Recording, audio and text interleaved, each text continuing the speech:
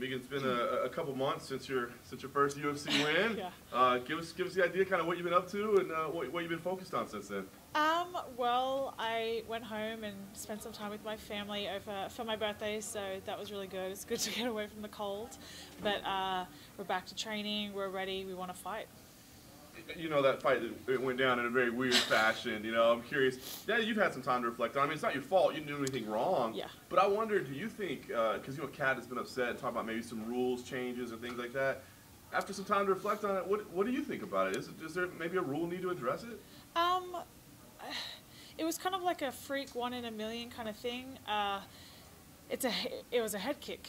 Head kicks are not illegal, so there's not really much you can change about that unless you want to make head kicks illegal, which some of the top 10 of UFC knockouts in history are coming from head kicks. So I think it was just, you know, the range was a little long. She was trying to back away. She was turning away. Kind of like a whole compound of circumstances that happened to be that specific finish. But I think, like, you know, head kicks are legal moves. So, and like I've said in my post-fight interviews after the fight, that is a very commonly used combination that I do, so it shouldn't have been a surprise that that was going to happen.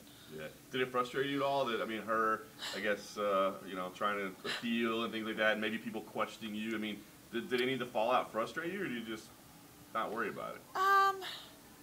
A little bit, but I could understand where, you know, her team's coming from, but for us, like, no matter what people say, like, that's still a win on my record. So when you go to Sherdog Topology or whatever it is, it doesn't say via kicking someone in the eye. It says it has a win next to your name.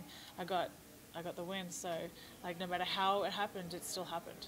No doubt. I saw you teasing June 8th in Chicago. You got some news to break? Let's hear about it. No, but I really want to. I know my coach, James, is looking to maybe get a fight soon, so for weight cut purposes, him possibly going into camp, I feel like June 8th is a perfect opportunity. I debuted in Chicago, so it would be really cool to turn around and go back there, and I'm excited. I've got given some news that they are finally starting to sign some featherweights.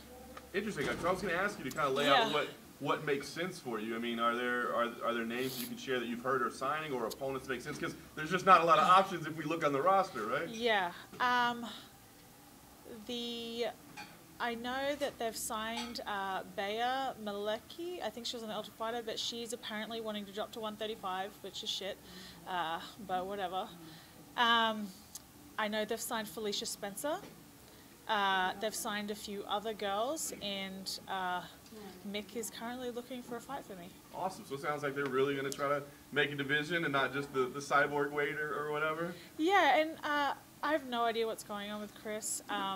I know she's coming off that loss, and I know she's wanting the rematch, and personally I think she deserves it out of any of the former champions, just because she has been so dominant, and she's been, you know, she hasn't been beaten in, what was it, like 13 years.